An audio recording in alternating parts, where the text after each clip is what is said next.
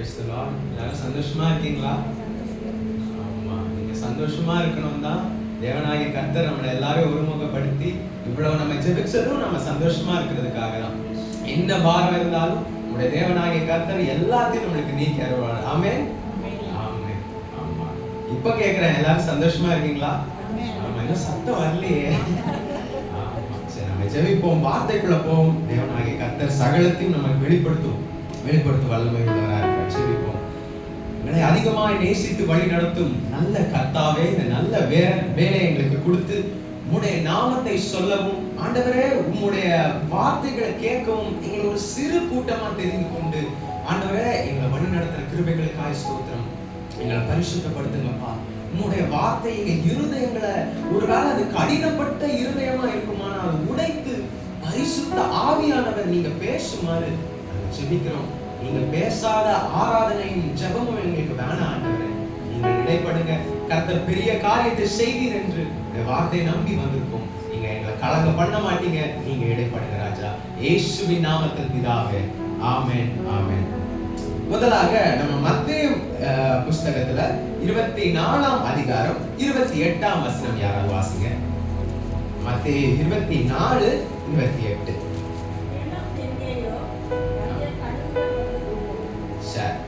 தேவன் இத வந்து எந்த இடத்துல அப்படி சொல்றாரு அப்படின்னா, சீஷர்கள்லாம் போய் கேட்கிறாங்க, ஆண்டவரே நீங்க நிறைய விஷயம் கடைசி காலத்தை பத்தி சொல்லிட்டு வரீங்களே, எல்லாமே அற்புதம் செஞ்சீங்க, எல்லாமே உண்மையா இருந்தது, அதே போல நாங்க இப்ப கடைசி காலத்தை பத்தி நீங்க சொல்றீங்க, மனுஷகுமாரன் இப்படி ஆவார் அப்படி ஆவார், சரி எங்களுக்கு அதை பத்தி இன்னும் கொஞ்சம் அதிகமா சொல்லுங்களேன், எதை வச்சு நாங்க ரெடி ஆகுறது, எதை வச்சு நாங்க ஆயத்தப்படுறது அப்படின்னு கேட்டோன்னே தேவன் அந்த காரியத்தெல்லாம் சொல்லிட்டு வராரு.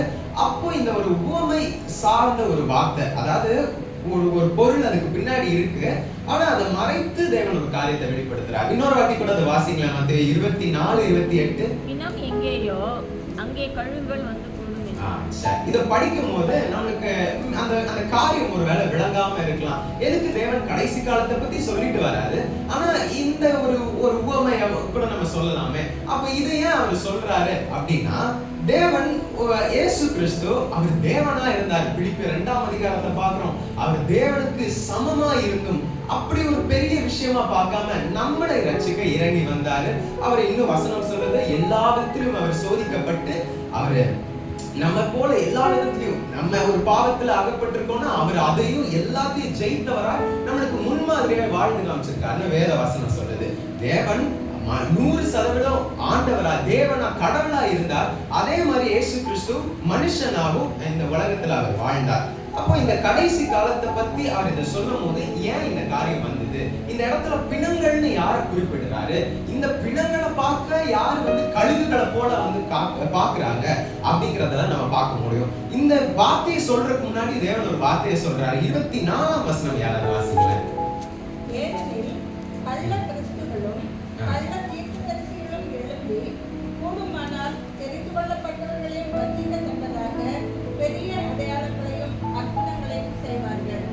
கடைசி காலத்துல என்ன நடக்கும் அப்படின்னு சொல்றாரு அப்படின்னா, தெரிந்து கொள்ளப்பட்டவர்கள் அப்படிங்கிறவங்க யாரு அப்படின்னா, ஏசப்பாவை விரும்பி ஏசப்பாவை அறிந்து இயேசுதான் என் தெய்வம்னு ஏற்றுக்கொண்டவங்க தான்.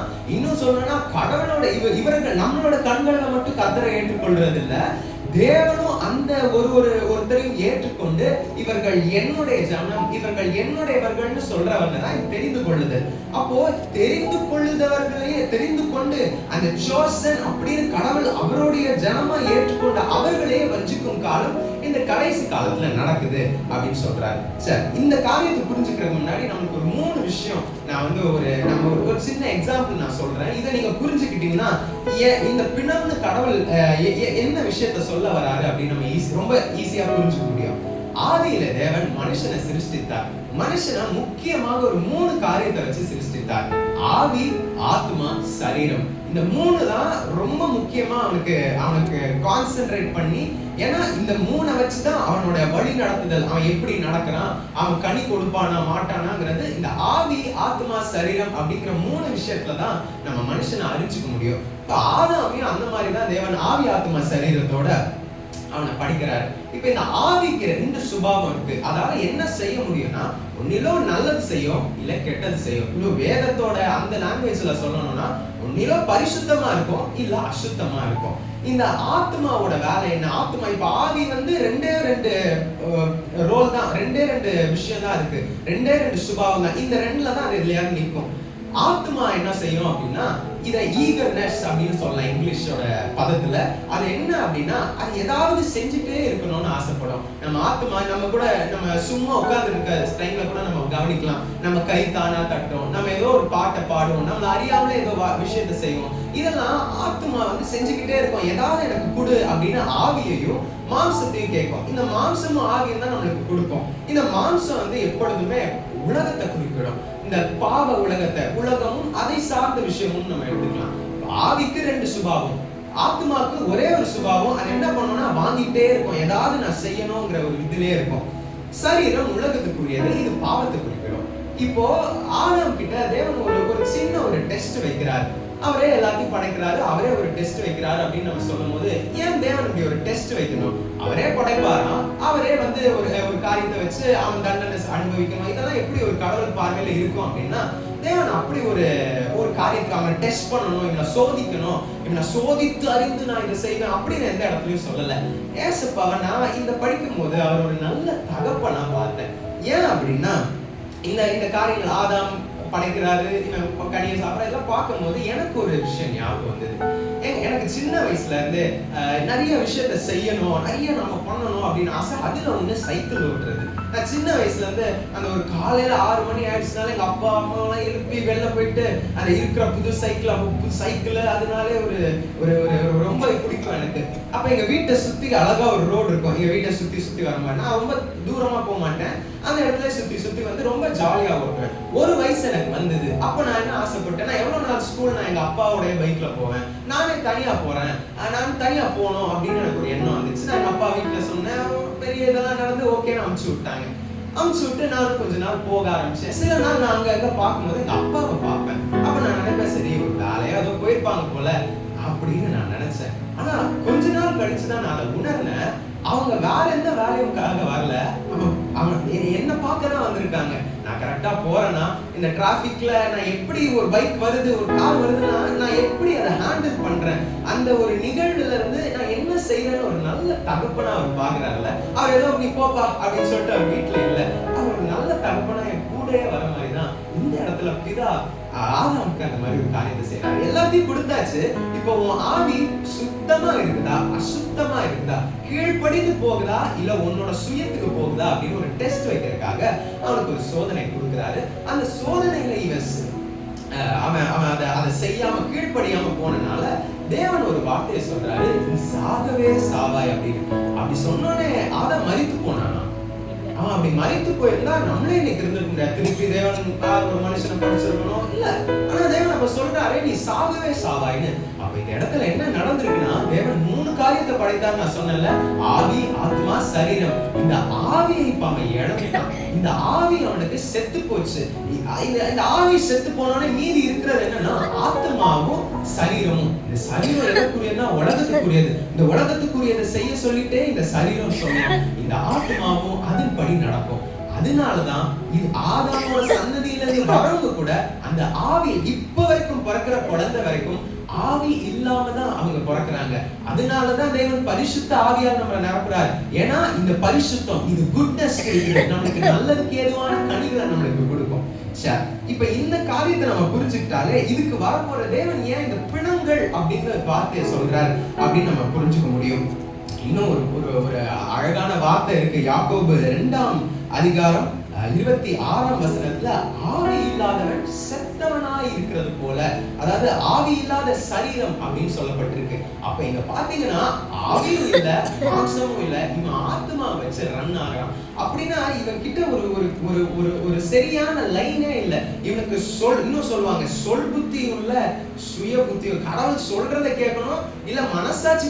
நம்மளுக்கு முதல் ஆதாமோட வாழ்க்கைப்படி அதை சில பேர் எப்படி சொல்லுவாங்கன்னா, அதை மனசாட்சியின் பிரமாணம் அப்படின்னு சொல்லுவாங்க. அதுக்கப்புறம் நியாய பிரமாணம், அப்புறம் சுயாதீன பிரமாணம் அப்படின்னு சொல்லுவாங்க.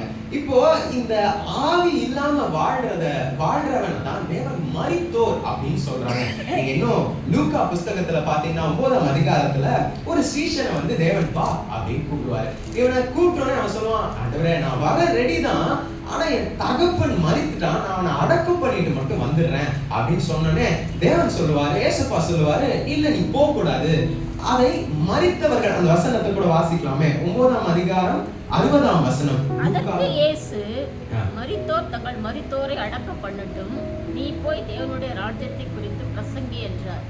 அது எப்படிங்க ஒரு மரித்தோரை அடக்கம் பண்ண முடியும்? ஆல்ரெடி செத்துட்டான் அப்படின்னா அவனுக்கு எந்த உணர்வும் இருக்க போறது இல்ல, அவனுக்கு எந்த கிரீதம், இது நம்மளோட காமனா தேவன் சொல்றது. ஆனா தேவன் ஆவியில குறித்து பத்தி பேசிட்டு இருக்கார். ஆவியில நம்மளுக்கு சொன்ன சுவிசேஷத்துல இருந்து அவர் வராரு. அப்படி சொல்லும்போது பார்த்தா இந்த ஆவியில மரித்தவன் மாம்சத்தில் மரித்தவனை பார்த்துப்பான், நீ ஏன் கூட வா அப்படின்னு சொல்றாரு. இந்த ஆவியில மரித்தவனை குறித்து இன்னும் அதிகமா ஒரு ஸ்டெப் சொல்லணும்னா, பிசாசே சில வாட்டி அவனை ஒரு பெரிய விஷயமா கன்சிடர் பண்றது இல்ல. அது நம்ம வருகிற இதுல பார்க்கலாம். இன்னொன்னு நான் கவனிச்சேன், அந்த சீஷனை தேவன் வான்னு கூப்பிட்டோன்னே அந்த இடத்துல நல்லா பாத்தீங்கன்னா அந்த சீஷன் வந்து அவன் ரெடியா தான் இருப்பான். நீங்க நினைச்சு பாருங்களேன், நம்ம குடும்பத்துல ஒரு இழப்பு நடக்குது, நம்ம தெரிஞ்சவங்களோ ரொம்ப க்ளோஸா இருக்கிற ஒரு இழப்பு நடக்குது, நம்ம யாராவது நான் அடக்கம் பண்ணிட்டு உடனே வரும்னு சொல்லுவோமா? அங்கேயே இருப்போம், அந்த குடும்பத்துக்கு ஆறுதல் சொல்லுவோம். இன்னும் நம்ம குடும்பத்துலன்னா நம்ம அழுது கொண்டு இருப்போம். அவன் சொல்றேன், தகப்பனும் நான் அதோ வச்சுட்டு வந்துடுறேன், ஆனாலும் தேவன் சொல்றாரு, அவனை அவன் பார்த்துப்பான், நீ ஏன் பின்னாடி வா அப்படின்னு தேவன் கூப்பிடுற அந்த இடத்த பார்க்கிறோம். அப்ப இந்த பிணம் அப்படின்னு குறிப்பிடுறது ஆவி இல்லாதவர்களை தேவன் அந்த இடத்துல சொல்றார். ஆவி இல்லாம இந்த மாம்சத்திலே கிரியை செய்யறவர்களா என்ன சொல்றாருன்னா பிணம் அப்படின்னு சொல்றாரு. இப்ப இந்த வசனத்துல இருந்து நமக்கு இந்த காரியம் தெரிஞ்சிருச்சு. இந்த கழுகுகளை போல யாருப்பா கூடுறது? இந்த பிணம் அவனே ஒண்ணுக்கு உதவாதவன், அவனுக்கு யாரு இந்த கழுகுகளை போல அவனை சுத்தி வருகிறது அப்படின்னா, ஓசியா 8ஆம் அதிகாரம் 1ஆம் வசனம் நம்ம வாசிக்க. வாயிலே களத்தவை அவர்களின் உடன்படிக்கை மீறி என் நியாய பிரமாணத்துக்கு விரோதமாக துரோகம் பண்ணினபடியினால் கர்த்தருடைய வீட்டின் மேல் சத்துரு கழுகை போல் பறந்து வருகிறார். இந்த விஷயத்தை சொல்லதான் நான் உங்க சபைக்கு நான் இன்னைக்கு வந்திருக்கேன். என்னன்னா என்ன காரியம் நடக்குது அப்படின்னா, கர்த்தருடைய வீட்டின் மேல சத்துரு இருக்கானா. கர்த்தருடைய வீட்டின் மேல சத்துரு எப்படி இருக்கானா? கழுகுகளை போல பறந்து இருக்கிறானா. இது வந்து வெளியில ஒரு இடத்துல நடக்கல. நம்ம அஞ்ஞானிகளும் தேவனை அறியாதவர்களை பத்தி பேசிட்டு இருக்கோம். இப்ப வசனம் சொல்லுது, கர்த்தருடைய வீட்டின் மேல், நம்மளோட சபையின் மேல், நம்மளுடைய தனிப்பட்ட இந்த கட்டடமாகிய ஒரு சபை கூட இருக்கலாம், நம்மளுடைய தனிப்பட்ட நாமே தேவனுடைய வீடா இருக்கும், நானே தேவனுடைய வாசம் செய்யற சபையா இருக்கிறேன். அப்போ என் மேல பட்சிக்கிறதுக்காக ஒரு சத்ரு இருக்கிறான். நம்மளுடைய சத்ரு யாரு? வானமண்டலங்கள்ல கிரியை செய்யற உள்ளாத சாத்தான் மட்டும்தான் நம்மளோட ஒரே சத்ரு. மனிதர்கள்லாம் நம்மளுக்கு இல்ல. ஆனா இந்த பிசாசோட ஒரு காரியத்தை நீங்க விளங்கி கொள்ளணும். தேவன் அவனுக்கு அதிகாரம் கொடுத்தார், அவன் போய் கேட்கிறான். ஆனாலும் பிசாசால தேவன் முன்னாடி எல்லாம் போய் நின்று நீங்க இதை செய்ய முடியாது அப்படின்னு பிசாசோட வல்லமையினாலாம் எதுவும் செய்ய பண்ணாம நிறைய பேர் அப்படி ஆயிட்டோம்ல. பிசாசோட வல்லமையெல்லாம் அப்படியே பயந்துட்டு, ஐயோ அந்த கோயிலா, ஐயோ அந்த பிசாசா, அது வந்துருச்சுன்னா அவள்தான் உபவாசிக்காம ஜெபிக்காம போகாதே அப்படின்னு நம்மளே ஒரு கற்பனைக்குள்ள போயிடும். ஆனா பிசாசால நம்மளுடைய கர்த்தருடைய பிள்ளைங்க மேல அவனுக்கு அதிகாரமே இல்லை. சொல்லுங்க ஒரு ஆமென் சொல்லுங்களேன். ஹalleluya. நம்மள மேல அவன் ஈஸியா தொடவே முடியாது. ஆனா பிசாசோட ஒரு தந்திரம் ஒண்ணு இருக்கு. என்ன தெரியுமா பண்ணுவான்? அவன் என்ன வஞ்சிக்கணும் அப்படின்னா, கர்த்தர் பிசாசுக்கு அவனோட சொல்லலாம் கேட்க மாட்டாரு. ஆனா இந்த பிசாசு என்ன தெரியுமா பண்ணுவான்? என் காலத்தையே எடுத்துட்டு போய் தேவன் முன்னாடி ஸ்டாப் பண்ண வைப்பான். என்னுடைய ஆசீர்வாதங்களை தேவன் முன்னாடி ஸ்டாப் பண்ண வைப்பான். தேவன் யாருக்கும் செவி கொடுக்க மாட்டாரு, ஆனா எனக்கு அவர் செவி கொடுப்பார். என் அபிஷேகத்தை நான் தடுக்கிறதா அதிகமா இருக்கு. சிலவாட்டி பிசாசுலாம் அவன் போய் தடுத்துட்டு வானமண்டல சேனை என் ஜபத்தை போக விட மாட்டேங்குது. இதெல்லாம் நியாயம், இதுக்காக நம்ம ஜெபிக்கணும். நான் ஜெபிக்க கூடாதுன்னு சொல்லல, ஆனா அவனால போய் பிதா கிட்ட நின்ற முடியாது. அவன் என்ன பண்ணுவான்னா, நம்மளுடைய காத்தையே எடுத்து, நம்மளுடைய வாய் சொல்லையே எடுத்து, நம்மளுடைய பார்வையே எடுத்து அவன் தேவனுக்கு முன்பாக அதை நம்மளையே தேவனுக்கு அகைன்ஸ்டா மாற்றுற நிறைய இடம் இருக்கு. அதனாலதான் அவன் பட்சிக்கிற இடத்துல இருந்து அவன் பார்த்துக்கிட்டே இருக்கான். நம்ம யோக புஸ்தகத்துல இன்னும் அழகா இருக்கும், அந்த வாசிங்களேன். யோக புஸ்தகம் 39ஆம் அதிகாரம் 27ல இருந்து 30 வரை. யோபு கற்பனையினாலே கழுகு உயர பறந்து உயரத்திலே தன் கூட்டை கட்டுமோ, அது கண்மலையிலும் கண்மலையின் சிகரத்திலும் அரணான ஸ்தலத்திலும் தங்கி வாசம் பண்ணும். அங்கே இருந்து இரையை நோக்கும், அதன் கண்கள் தூரத்திலிருந்து அதை பார்க்கும், அதன் குஞ்சுகள் ரத்தத்தை உறிஞ்சும், பிணம் எங்கேயோ அங்கு கழுகுகள் சேரும். இதே வார்த்தை இயேசு கிறிஸ்து சொன்ன அதே வார்த்தைய இங்க யோபு புஸ்தகத்துல சொல்லப்பட்டிருக்கு. இந்த இடத்துல சொல்லும் போது இன்னும் கொஞ்சம் இன்ஃபர்மேஷனோட, இன்னும் கொஞ்சம் காரியங்களோட தேவன் சொல்றாரு, அவன் உயரத்துல உட்கார்ந்து எவனை விழுங்கலாம் என்றோ, இன்னும் நம்ம சுவிசேஷத்தை பத்தி சொல்லணும்னா எவனை விழுங்கலாம் என்று வகை தேடி கொண்டு இருக்கிறானா. கர்ச்சிக்கிற சிங்கத்தை போல இது என்ன நான் உங்களுக்கு சொல்ல வந்தேன்னா, இது சபை நடுவுல நடக்குது, இது சபைக்குள்ள நடக்குது. இதுல நம்ம எச்சரிக்கையா இருக்க சொல்லிதான் நான் இன்னைக்கு உங்களுக்கு இந்த செய்தி எடுத்துட்டு வந்தேன். பிசாசோட ஒரு தந்திரத்தை பத்தி நான் உங்களுக்கு சொல்ல ஒரு ஆசைப்படுறேன். இந்த காரியத்தை நீங்க தெரிஞ்சுக்கிட்டீங்க. ஆனா பிசாசோட ஒரு மோட்டோ, எல்லா ஒரு கம்பெனி ஆரம்பிக்கிறாங்கன்னா அவங்களுக்கு ஒரு மோட்டோ இருக்கும். இதை நாங்க செஞ்சு முடிப்போம், இதை நாங்க பண்ணுவோம். இன்னும் நம்ம தொடக்கத்தின் அந்த வருஷத்துல எல்லாம் 1ஆம் தேதி நம்மளே ரெசல்யூஷன் எடுப்போம்ல, அந்த மாதிரி காரியம்லாம் எடுப்போம். பிசாசுக்கு ஒண்ணு அப்படி இருக்கு. வாசிக்கலாமா? வெளிப்படுத்துதல் 17ஆம் அதிகாரம் 6ஆம் வசனம்.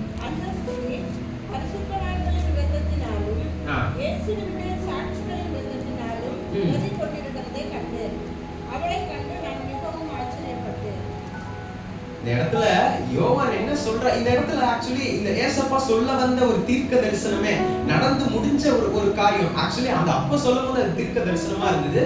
இங்க ஒரு தாயும் சேயும் அப்படிங்கிற ஒரு விக்கிரக ஆராதனை பத்தி தேவன் இந்த இடத்துல சொல்லிட்டு வராரு. ஆனா இப்ப நம்ம அதை குறித்து பார்க்க போறது இல்ல. ஆனா இந்த விஷயத்துல, இந்த வசனத்துல பிசாசோட ஒரு சுபாவத்தை நான் பார்த்தேன். இந்த காரியத்தை பத்தி தான் தேவன் நம்மளுக்கும் இந்த டாபிக்கும் இது சம்பந்தமே இல்லை, ரெண்டுமே டிஃபரெண்ட். ஆனா இதுல பிசாசோட ஒரு சுபாவத்தை பார்த்தேன். வசனம் சொல்லுது, இயேசு கிறிஸ்துவின் சாட்சியின் ரத்தத்தின் மேல அவன் எப்படி இருக்கானா, வெறி கொண்டு இருக்கானா. சும்மா பார்க்கல, கர்ச்சிக்கிற சிங்கம் போல அவன் எவனை அந்த ஒரு ஆவி இல்லாத சபைக்குள்ள இருக்கிறானோ அவனை தூக்கிட்டு போலான்னு அவன் வகை தேடிட்டு இருக்கானா. இப்ப நீங்க அந்த யோபு புஸ்தகத்திலே பார்க்கும்போது அவனுடைய குட்டிகள், அவனுடைய அந்த குஞ்சுகளுடைய அது வந்து அதனுடைய ரத்தத்தை உறிஞ்சும் அப்படின்னு சொல்லுது. அப்போ இந்த கழுகுகளுடைய காரியங்கள் யாரு? இத சொல்லும் போது ஏசப்பா சொல்லும் போது பிணம் எங்கேயோ அங்கே கழுகுகள் அப்படின்னு சொல்வார். பிசாசும் அவனுடைய சேனையா இருந்தாலுமே அதை ஏன் தேவன் அதிகபட்சமா சொல்றாரு அப்படின்னா, நான் முன்னாடியே சொன்ன மாதிரி பிசாசு வந்து உங்களை ஸ்டாப் பண்ணிட முடியாது. தேவன் உங்களை ஆசீர்வதிக்கிறதையும் தேவன் உங்களை செல்வ செழிப்பா வச்சிருக்கிறதையும் நிறுத்த முடியாது. ஆனா அவன் என்ன பண்ணுவான், நம்மளுடைய கரத்தையே முன்னாடி நிறுத்தி இதை எனக்கு வேணான்னு சொல்ல வைப்பான். நம்மளுடைய பாவங்களை நிமித்தம் அந்த ஆசீர்வாதம் தடைப்பட்டு போகும். அந்த மாதிரி நம்ம நிறைய காரியத்தை பார்த்துட்டு வரோம். அப்ப பிசாசு யாரை பயன்படுத்துறான், யாருக்கு இந்த ஒரு காரியத்தை வந்து வகை தேடிட்டு இருக்க பிசாசு யூஸ் பண்றான்? முக்கியமான விஷயம், இது கர்த்தருடைய வீட்டுல, நம்மளுடைய சபையில, நம்மளுடைய குடும்பத்துல பிசாசு யாரை யூஸ் பண்றான் அப்படின்னா, கள்ள போதகர்கள், கள்ள சுவிசேஷம். அதாவது தேவன் இந்த காரியத்தை சொன்னா இதை வழிமாற செய்யற அநேக பேர் நம்மளுக்கு எழுப்பிட்டாங்க.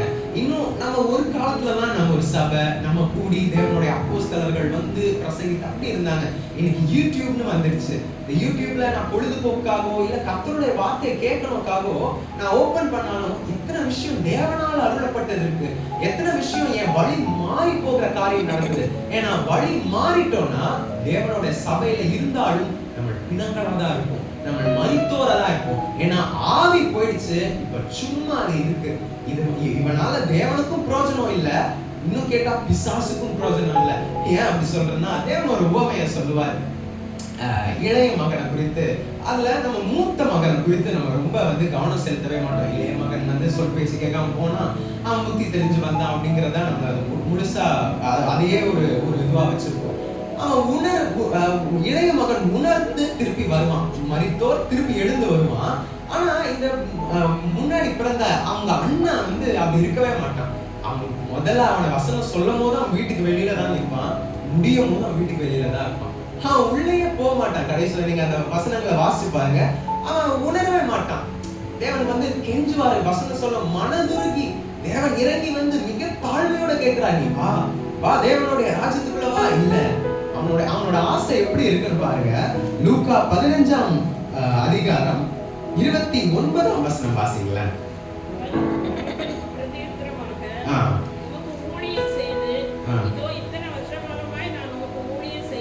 ஒரு காலம் உடைய கற்பனைகளை மீறாதிருந்தோம்.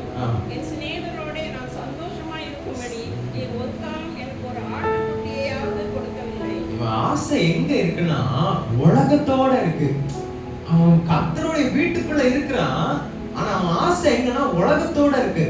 என் சிநேகிதர்கள் கூட நான் சந்தோஷமா இருக்க நீங்க அலோவ் பண்ணலையே, என்ன நீங்க அதுக்கு என்ன அங்க போக சொல்லி எனக்காக நீங்க அப்படி ஒரு காரியத்தை செய்யலையே அப்படின்ட்டு அவனுடைய பொல்லாப்பு அவனை அதுக்கப்புறம் ஒரு ஸ்டேஜுக்கு அவனை நகர விடல. அவன் நீங்க அந்த இளைய மகன் கிட்ட கவனிக்கலாம், அவன் 3 வாட்டி அந்த ஓமையில தகப்பனே தகப்பனே தகப்பனேன்னு சொல்லுவான். ஆனா இந்த மூத்த மகன் கடைசி வரை தகப்பனேங்கிற ஸ்தானத்தை அவன் யூஸ் பண்ணவே மாட்டான். ஏன்னா கர்த்தருடைய வீட்டுக்குள்ள இருக்கிற நமக்கு தான் அவர் புத்திக சுவிகாரத்தை கொடுத்திருக்கார். அவர் சகல வல்லமைகளும் அதிகாரங்களும் கொடுத்திருக்கார். ஒரு பேய் வந்துருச்சு, பேய் பிடிச்சிருச்சு, பயந்து ஓடுங்கன்னு சொல்லல. நீ எதிர்த்து நில்லு, நீ என்னை விசுவாசித்தனா நீ போய் ஜெபி, அந்த பேய் போவோம். நீ போய் அந்த நோய்க்கு எதிரா நில்லு, நீ போய் சகல விஷயத்துக்கும் நீ என்னுடைய தெரியாதவர்களுக்கு என்னுடைய நாமத்தை சொல்லி கொடு அப்படின்னு சொல்லியிருக்காரு. ஆனா உணர்வில்லாம நம்ம செய்யற காரியங்களுக்கு பேய் பிசாசு யாரை யூஸ் பண்றான் அப்படின்னா, இந்த இடத்துல நிக்கிறவர்கள் நம்ம இயேசுவை நம்பி இந்த சுவிசேஷத்தை கேட்கும் போது இவர்களை யூஸ் பண்ணி நம்ம வழிமாற கிரியை செய்கிறார். அப்படி நம்ம பிசாசை பத்தி நிறைய அவனுடைய தந்திரங்களை பத்தி நம்ம பேசலாம். ஆனா கர்த்தர் சொல்ற ஒரே ஒரு வார்த்தை மட்டும் நான் சொல்லிட்டு போறேன். நம்மளுக்கு டைம் ரொம்ப கம்மியா இருக்கனால ஒரே ஒரு வார்த்தை மட்டும் நான் சொல்லிட்டு போறேன். தேவன் சொல்லுகிறார், புளித்த மாவை குறித்து எச்சரிக்கையா இருங்கள் அப்படின்னு. இது ஏசப்பா இந்த காலத்துல இருந்தே நடந்தது.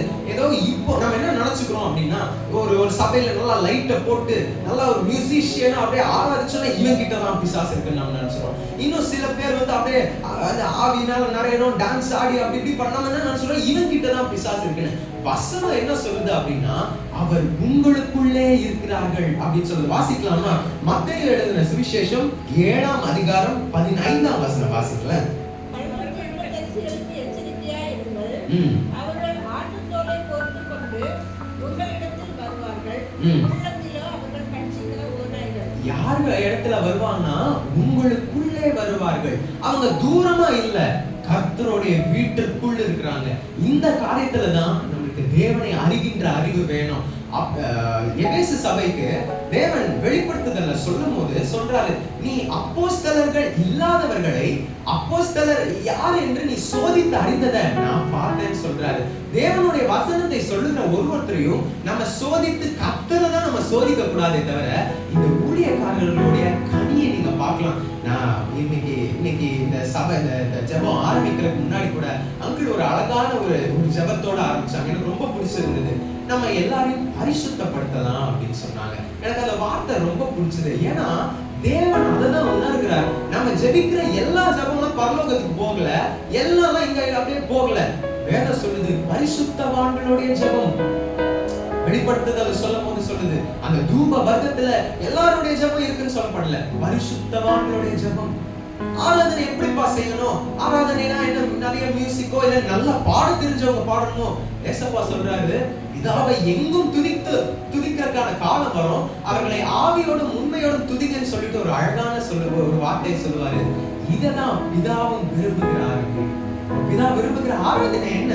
அவருக்கு பரிசுத்தமாவும். இந்த வார்த்தைக்கு ஏன் எப்படிப்பா நான் அன்பு கூறுவேன்னு பாட முடியும் அப்படி கேட்கும்போது தேவன் சொல்றாரு, நான் சொன்ன கற்பனைகளை கை கொள்ளு, நான் உன் மேல அன்பு கூறுவேன், பிதாவும் உன் மேல அன்பா இருப்பாரு, நான் என்னை வெளிப்படுத்துவேன்னு சொல்றாரு. இதுதான் தேவனை உணர்கின்ற உணர்வு, தேவனை அறிகின்ற அறிவு. இன்னைக்கு நான் உங்களுக்கு அந்த புளித்த மாவை குறித்து எச்சரிக்கையா இருக்க சொல்றது ஏன் அப்படின்னா, உங்களுக்கு இப்படி எனக்கு ஒரு ஊழியக்காரர் சொல்லி கொடுத்தாரு, அதை நான் உங்களுக்கு சொல்லி கொடுக்குறேன்.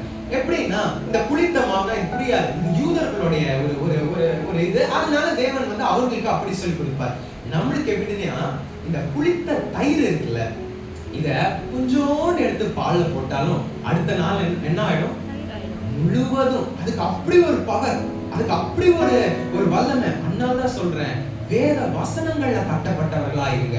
ஊழியக்காரர்கள் நம்மளுக்கு ஒரு வழியை, நம்மளுக்கு நல்ல மேய்ப்பர்களா அவங்க இருக்க முடியும். ஆனா வசனத்துல கட்டப்படுறது நம்ம ரொம்பவே முக்கியம். அததான் தேவன் சொல்றாரு, புளித்த மாவை குறித்து எச்சரிக்கையா இருங்க. இத தேவன் சீஷர்கள் கிட்ட மத்தேயு 8ஆம் அதிகாரம் 17-14 வசனத்துல சொல்லும் போது, புளித்த மாவு பேசணும்னு அவங்க என்ன தெரியுமா நினைச்சாங்க? நம்ம சாப்பாடு எடுத்துட்டு வரலையோ அதை குறித்து தான் சொல்றாரோ அப்படின்னு உணர்வு இல்லாம பேசிட்டாங்க. தேவன் சொல்றாரு, இந்த மாதிரி பரிசேயனும்னு ஒரு புளித்தமாவு இருக்கு, இப்படிப்பட்ட ஒரு புளித்தமாவு இருக்கு. இன்னைக்கு எத்தனை டினாமினேஷன், எத்தனை இன்னைக்கு இயேசு கிறிஸ்து இருக்கிறான்னு ஒரு இடத்துல சொல்றாங்க, பிதா மட்டும் தான் இருக்கிறான்னு ஒரு குரூப் ஆஃப் பீப்புள் சொல்றாங்க, பரிசுத்த ஆவியானவர் மட்டும் தான். இது நமக்குள்ளேயே, எங்க? கர்த்தருடைய வீட்டுக்குள்ளேயே. இது வேற எங்க புறஜாதியார் ஒரு சிலையை வச்சுட்டோ இல்ல இப்படி வச்சுட்டோ அவன் இத்தனை வாட்டி தொழுது கொள்ளணும் அப்படி சொல்லிட்டு இது என் தெய்வம் சொல்றது, அது வேற. அது கர்த்தரோட வீட்டுக்கு வெளியில இது எங்க நடக்குது? நமக்குள்ள நடக்குது. இதுக்குதான் நம்ம ஒருமுறைப்பட வேண்டியது ரொம்ப முக்கியம். சீசர்களுங்க கர்த்தரோட அந்த ஒரு 2.5 வருஷம், இந்த வார்த்தை சொல்லும் போது வச்சுக்கோங்களேன், 3 வருஷம் அவரோட 3.5 வருஷம் பயணம் செஞ்சவங்க. ஏசப்பா பேசும்போது நம்மளுக்கு அநேக காரியத்துல புரியல. சாமுவேல் கர்த்தர் வீட்டுல இருக்கிறான், கர்த்தருடைய தேவாலயத்தில் எல்லா பணிமுட்டுகளையும் அவன் இருக்கிறான். அவன் கூப்பிடும் போது, தேவன் கூப்பிடும் போது வசனம் சொல்லுது, சாமுவேல் கர்த்தருடைய வார்த்தையை அறியாதிருந்தான். இன்னைக்கு நம்ம எப்படிப்பட்டவர்களா இருக்கோம்? நம்ம எந்த ஒரு லைன்ல போயிட்டு இருக்கோம்? யாரோட உபதேசத்தை பிடிச்சிட்டு இருக்கோம்? நம்ம இயேசு கிறிஸ்து என்னும் சொல்ல அந்த ஜீவனுள்ள அப்பத்தை பிடிச்சுக்கிட்டு இருக்கோமா? நான் ஒரு வீடியோ ரீசெண்டா பார்த்தேன், ரொம்ப அசைச்ச ஒரு வீடியோ. பார்த்துட்டு சும்மா அப்படி பார்த்துட்டு இருக்கும்போது ஒரு ஊழியக்காரர் ஒரு சர்ச் மீட்ல இருந்து பேசிக்கொண்டு இருக்கிறார். அவர் சொல்லும் போது சொல்றாரு, எதுக்குங்க பரலோகம் போறீங்க? பரலோகம் போய் என்னங்க பண்ண போறீங்க? பூமியில இருக்குங்க, பூமியில இருந்தா எவ்வளவு செய்யலாம், சர்ச்சுக்குள்ள, கர்த்தருடைய வீட்டுக்குள்ள. அதுக்கு அவர் ஒரு எக்ஸாம்பிள் வேற சொன்னார். பவுல் உலகத்துல இருக்கும் போது எத்தனை நிருபங்கள் எத்தனை பரலோகம் போனா செய்ய முடியுமா? உலகத்துல எதுக்குங்க பரலோகத்தை குறித்து ஜெபிச்சுட்டு இருக்கீங்க? ஆனா தேவன் அப்படிப்பட்ட ஒரு விஷயத்தை எதிர்பார்க்கிறார். பிதா என்ன எங்க உட்கார வைக்கிறாரோ அங்க நான் உன்னை உட்கார வைக்கிறேன்னு சொல்றாரு. பிதா எனக்கு அருள்ன எப்படி அவர் எப்பொழுதும் என்னோட தொடர்புல இருக்கிறாரோ, நீ பாவத்து நிமித்தம் பிரிஞ்சு போயிட்ட, ஆவியில செத்தவனாய் மரித்து போயிட்ட, இப்ப நான் போய் ஒருத்தரை உனக்கு அனுப்புறேன், அவர் நான் உனக்கு சொன்ன வார்த்தைகள் மூலியம் சகல சத்தியத்தின் மூலியம் நடத்துவார். நம்மளுக்கு சொன்ன நல்ல தெய்வத்தை தான் நம்ம இன்னைக்கு ஆராதிச்சோம், நம்ம ஜெபிச்சோம். ஹalleluya! அவர் எவ்வளவு நல்லவரா இருக்கிறார்ல, நம்மள அவர் எவ்வளவு வசனம் சொல்லுது, அவர் தேவனுக்கு சமமா இருந்தும் அதை கொள்ளையாடின பொருளா கொள்ளலையா. இன்னைக்கு மனுஷர்களை நான் ஒரு இடத்துக்கு போய் நிற்கும் போது நம்மளே கொஞ்சம் ஸ்டேட்டஸ் பார்ப்போம், இங்கெல்லாம் போகணுமா, இந்த காரியத்தெல்லாம் செய்யணுமா? தேவனை அறிகின்ற அறிவுல நம்ம வளரணும்னு பவுல் சொல்லுகிறார்.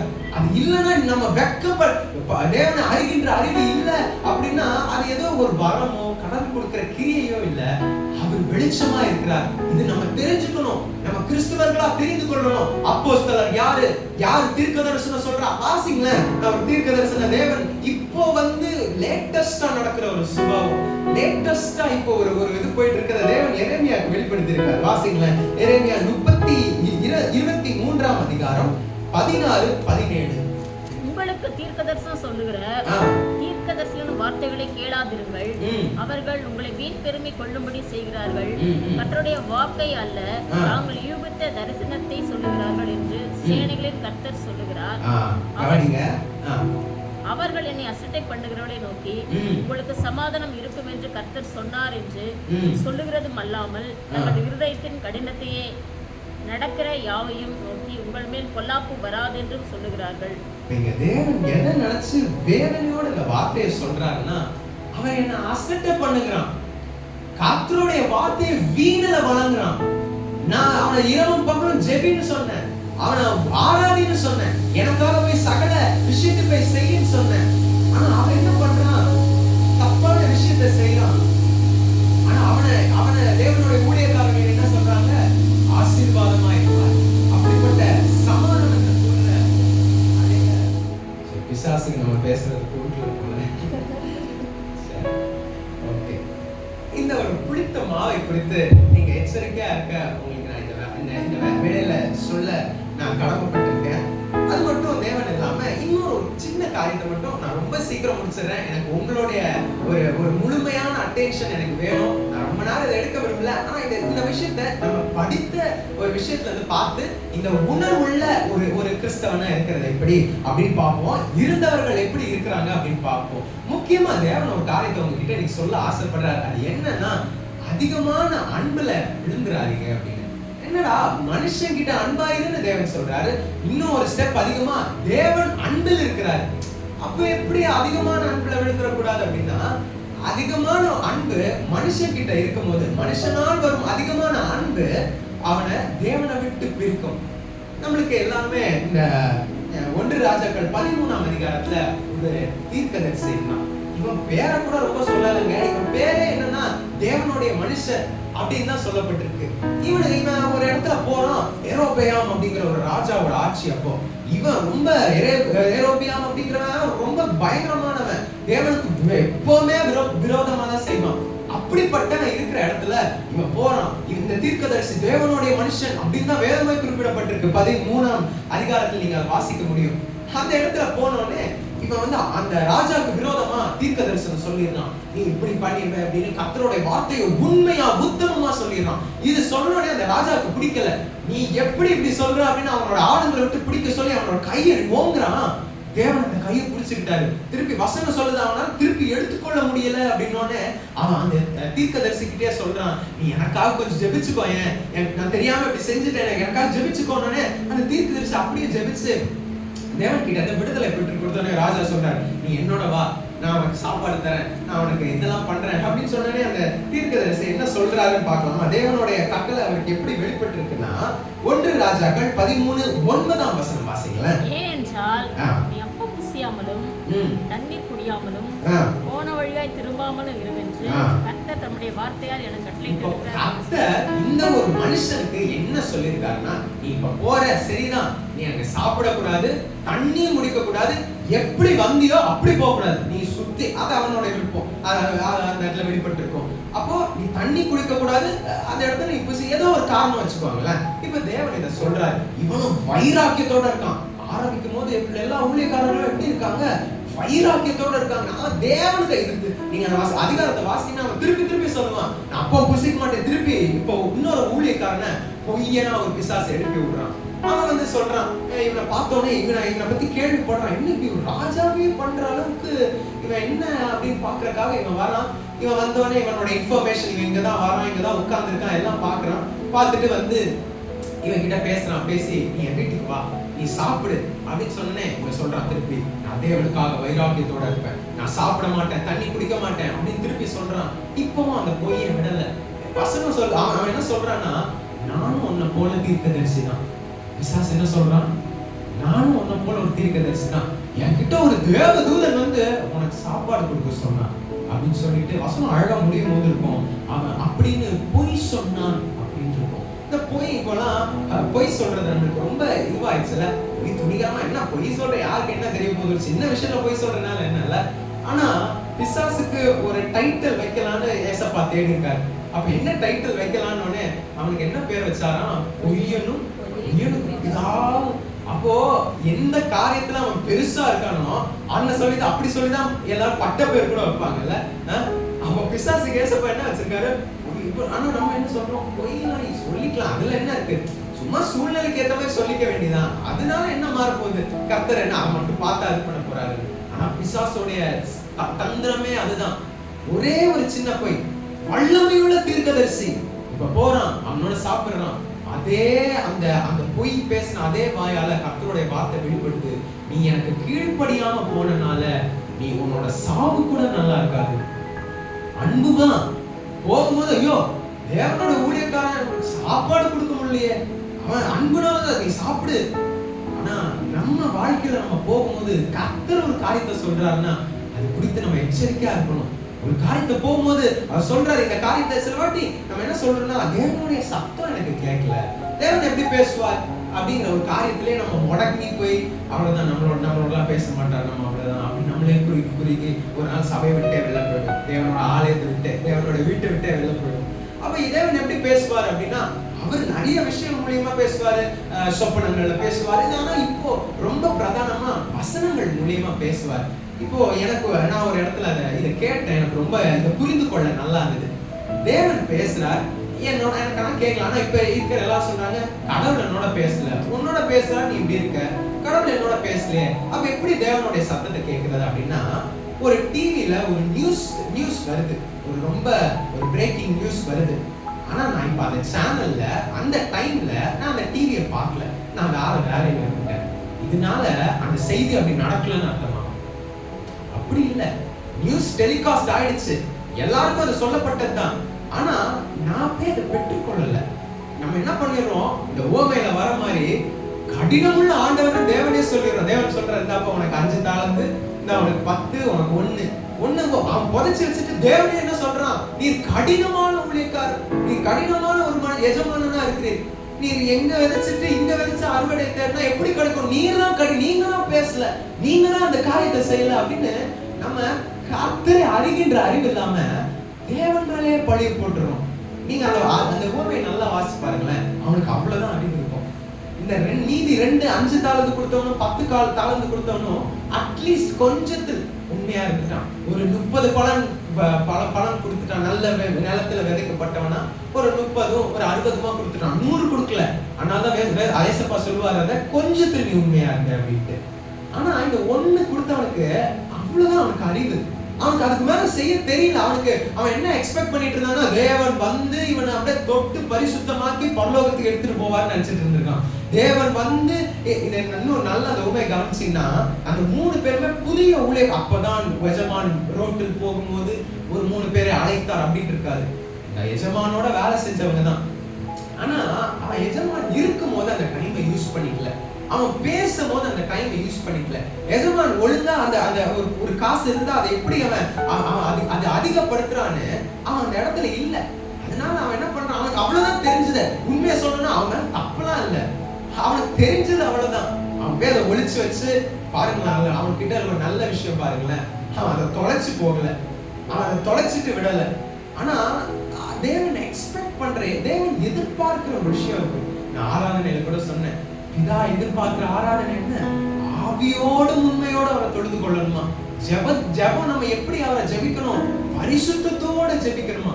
இது எல்லாமே பாத்தீங்கன்னா நம்மளோட வாழ்க்கை மாறதான் இந்த காரியம் பரிசுத்தமாகும். இது எல்லாமே பரலோக ராஜ்யத்தில் நித்தியமா அவரோட இருக்கிறதுக்காக தேவன் ஒரு காரியத்தை செய்ய வர்றாரு. இன்னைக்கு நான் உங்களுக்கு சொல்ல வர காரியம், நான் நிறைய விஷயம் நான் எடுத்துட்டு வந்தேன். ஆனா உங்களுக்கு இங்க கொடுக்க வேண்டிய வார்த்தை என்னன்னா, உணர்வு உள்ளவர்களா இருங்க. தேவனுடைய வீட்டுக்குள் உணர்வு உள்ளவர்களா இல்ல அப்படின்னா, இந்த மூத்த குமாரன் வீட்டுக்குள்ளனா கொஞ்சம் வெளியில இருந்தா அவன் சிந்தனை அதுக்கும் வெளியில இருக்கு. என் சிநேகிதனோட நீங்க போக விடலையே, அவன் சந்தோஷம் எங்கன்னா ரோட்ல வெளியில. உலகத்தை சிநேகிக்கிறவன் தேவனை பகைக்கிறான். பகைச்சிட்டே ஒரு இடத்துல இருக்கும் போது இந்த பிசாசு அவர்களை வஞ்சித்து போடுறான். அதுல நம்ம எச்சரிக்கையா இருக்க நான் ஜெபிக்கிறேன். தேவன் உங்க கூட வார்த்தையோட பேசணும்னா அவர் கழுதையோட கூட பேசுவார். நான் நிறைய வில்லையாமை பத்தி கூட சொல்லலாம், தியானிக்கலாம் நினைச்சேன். ஆனா நம்ம இன்னும் அடுத்த நேரத்துல இந்த நிறைய காரியத்தை பத்தி பேசலாம். எனக்கு 2 விஷயத்த நான் சொல்லதான் வந்தேன். இந்த புளித்த மாவை குறித்து எச்சரிக்கையா இருங்க.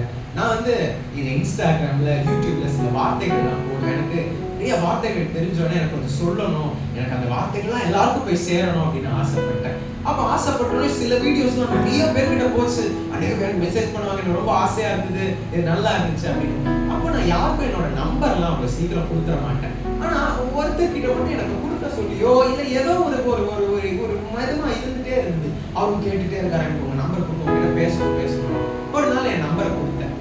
உங்க ஃப்ரீ டைம் எப்போ பார்த்து அவர்கிட்ட பேசுறாரு. அவர் பேசிட்டு முதல் வார்த்தையை கேட்டாரு, நீங்க யாரை வணங்குறீங்க, நீங்க யாரை வந்து தொழுது. என்னன்னா நம்ம பேசினதே ஏசப்பாதான்.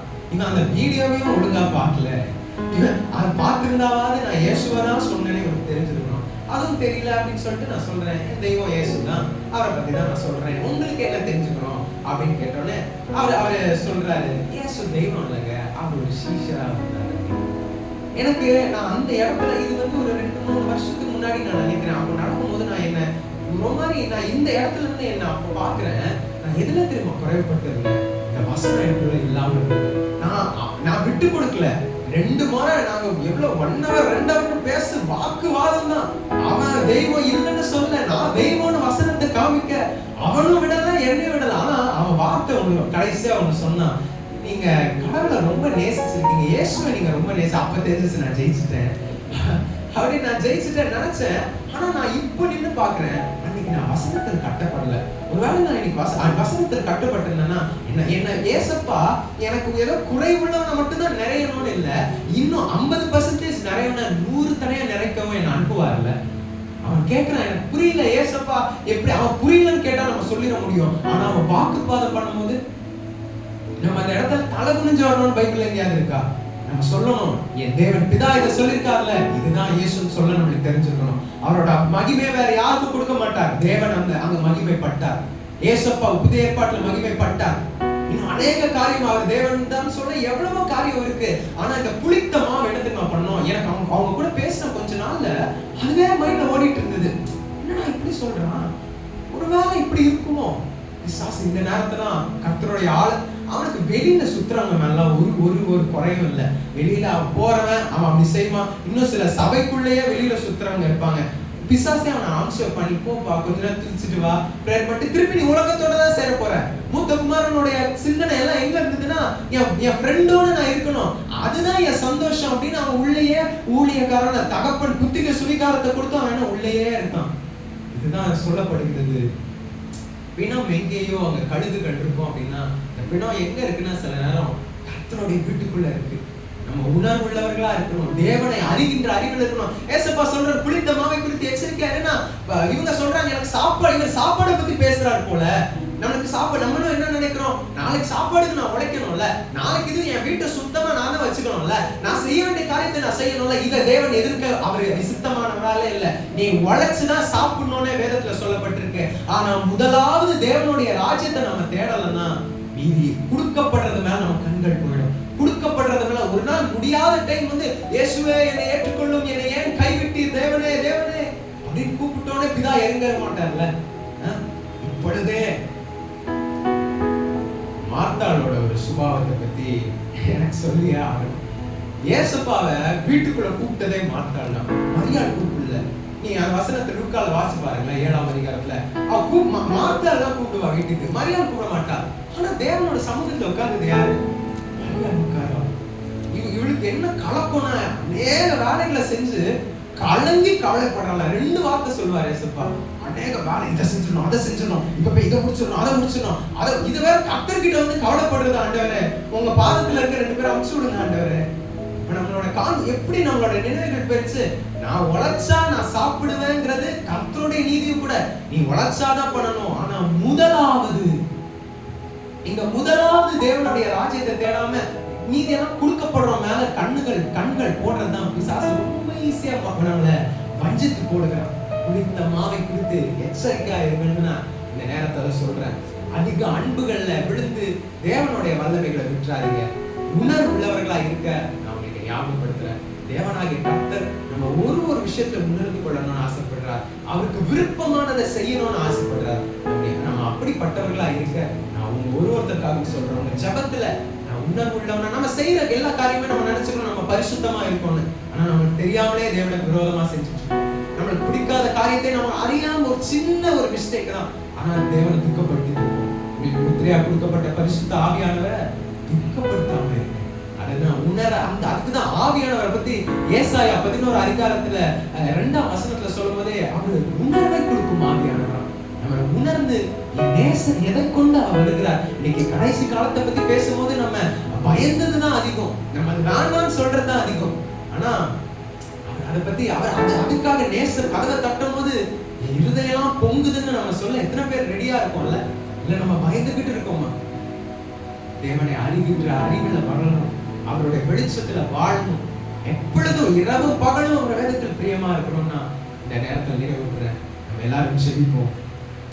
எங்களை அதிகமாக நேசிக்கிற நல்ல தகப்பனே, இந்த நாளை கொடுத்து உண்மை உணர்கின்றது, தேவனை அறிகின்ற அறிவை குறித்தும் நீங்க எங்களுக்கு நிறைய காரியம் பேசுறீங்க ஆண்டவரே. இன்னும் அதிகமா நீங்க என்னோட பேசுறீங்க. ஆனா இந்த நேரத்துல உங்களுடைய பிள்ளைங்களுக்கு தேவையான மன்னாவை நீங்க கொடுத்திருப்பீங்கன்னு நான் விசுவாசிக்கிறேன்.